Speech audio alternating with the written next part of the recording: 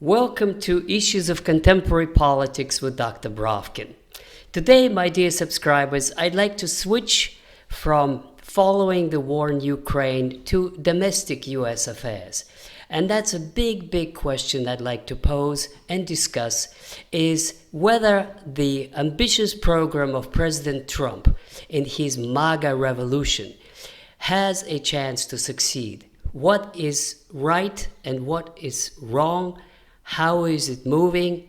And whether there is a problem that we can see already in less than half a year with the MAGA revolution. So the best way to approach this subject is to raise questions about the specific items in his agenda, and then comment in a few words about whether this is going and where it is going. As we all know, President Trump came on a platform of radical reform, which starts, of course, with stopping illegal immigration, stopping foreign wars, correcting trade imbalances with America's partners, trade partners, bringing back industry to the United States, and all of that has to be accomplished in the context of slashing taxes and slashing government expenditure. And as we have all seen, he vigorously started, together with Elon Musk, slashing government expenditure, slashing taxes, and vigorously renegotiating trade imbalances with our trading partners. But what shows really much better than any other of these initiatives, much better what exactly his priorities are, is the examination of the so-called Big Beautiful Bill.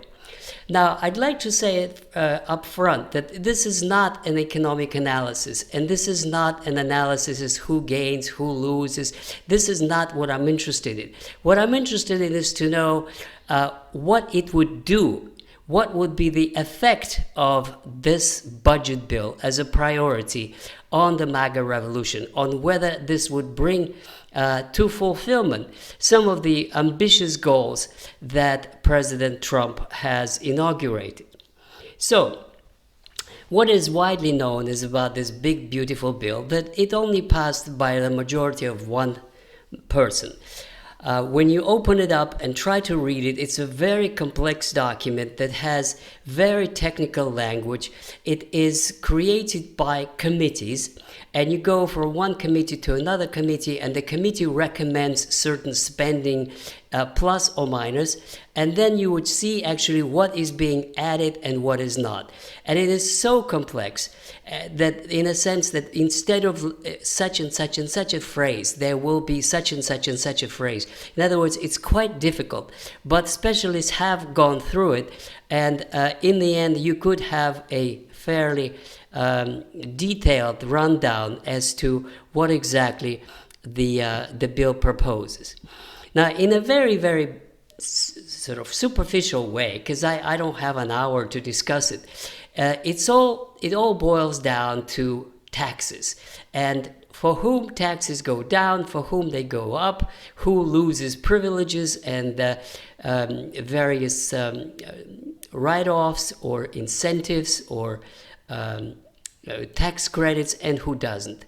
In a very general way, and I will give you details in a few minutes, in a very general way, what this does reflect President Trump's ambition to slash taxes. In that sense, this is true. Everybody gains by paying fewer taxes. In fact, some economists calculated the United States would collect $4 billion less in taxes. Now, that has to be compensated somewhere so that the debt doesn't grow.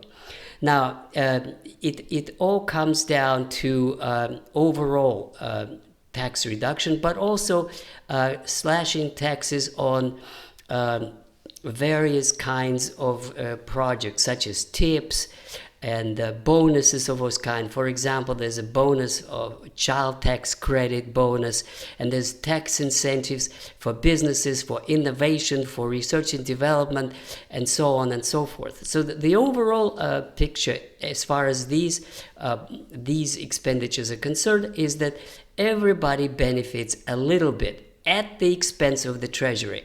In other words, less money is collected, and more money is given out for various social programs, but not the ones favored by the Democrats. None of this equality of this and that and special privileges for special groups. No, just across the board. The only privilege that I can see here is for families with children with tax credit. Now, but then you go into who benefits most of it, and there's absolutely clear-cut answer. The only expenditures that are vastly increased are those of the military. But before we get there, let me just brief you very quickly in terms of specific numbers. Let's go to the most important one, the Armed Services Committee. And this is what we read in the official document. I'll give you in the description the reference to it so that you could verify for yourself. Armed Services Committee, shipbuilding, minus 32 billion. That means the expenditure would create additional deficit of 33 billion. Air superiority and missile defense, 30 billion. Munitions and supply chain, 19 billion. Scaling development and production of new low-cost weapons system, 13 billion. Nuclear deterrence, 13 billion. Enhanced military readiness, 11 billion. Deterrence and readiness in Pacific Theater, 11 billion. Military personnel, 8 billion. Border security and narcotics, 5 billion.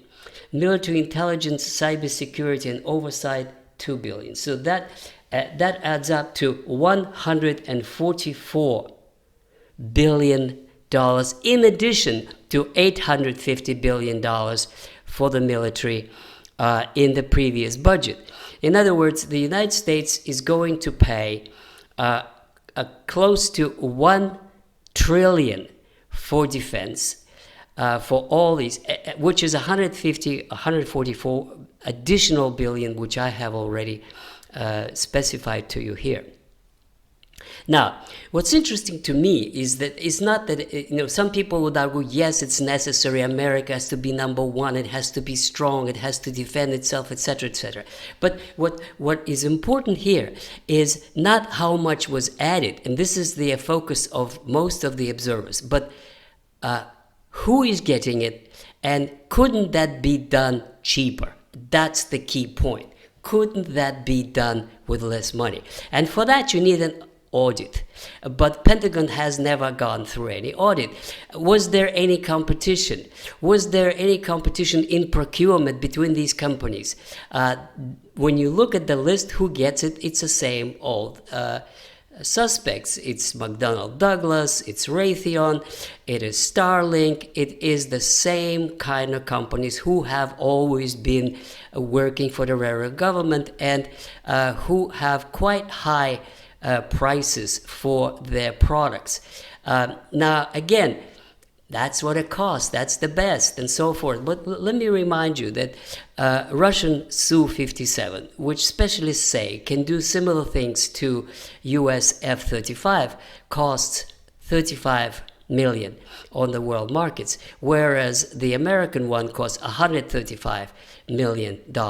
In other words, American military hardware is very, very expensive. In fact, more expensive than anything else, even if it's comparable. So in other words, if your task is to slash government expenditure, wouldn't that make sense to try to make things a little bit cheaper and to have competition? Moreover, if we go to other expenditure in the budget, we have similar inflated costs.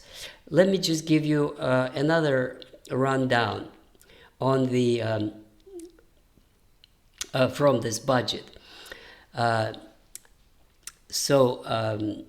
higher senior standard deduction through 2028, 66 billion. No tax on car loans through 2028, 58 billion.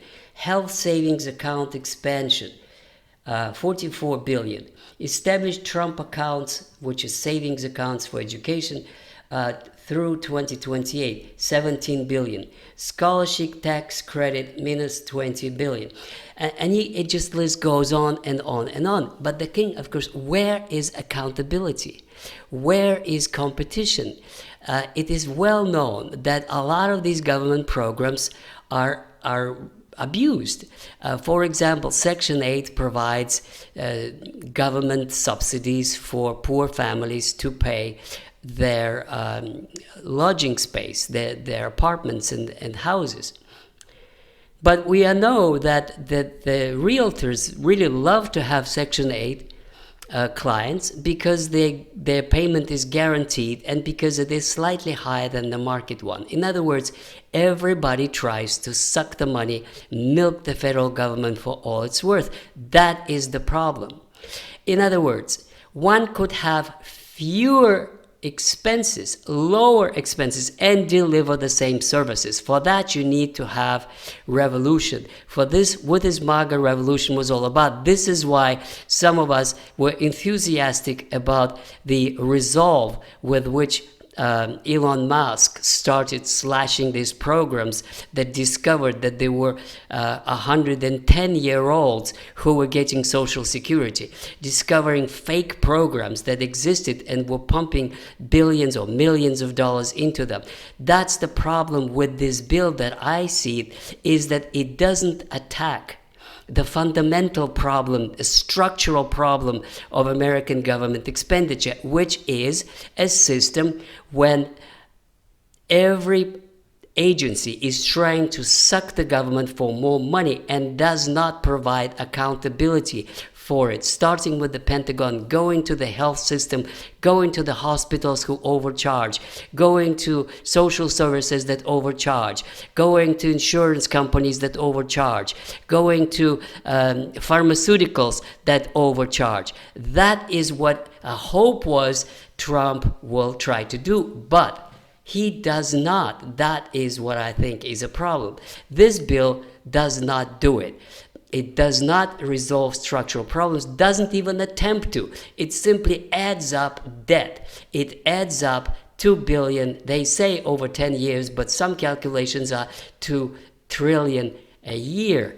Now, that is the situation today. The United States today has 2 trillion added to the national debt a year, each year.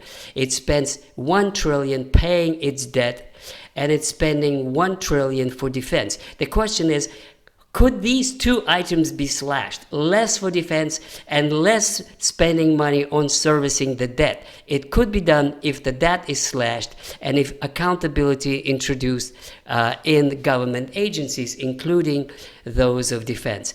This has not been done, and there are no plans to do it. And that is where I believe Trump's MAGA revolution stalls. It's sort of stopped or fizzled out.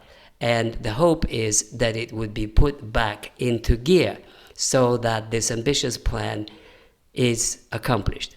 Thank you very much, and I hope you will subscribe to my channel. And I also hope that you could read my book, From Vladimir Lenin to Vladimir Putin. This is a book about Russian history, and the description, it is in the description. Bye.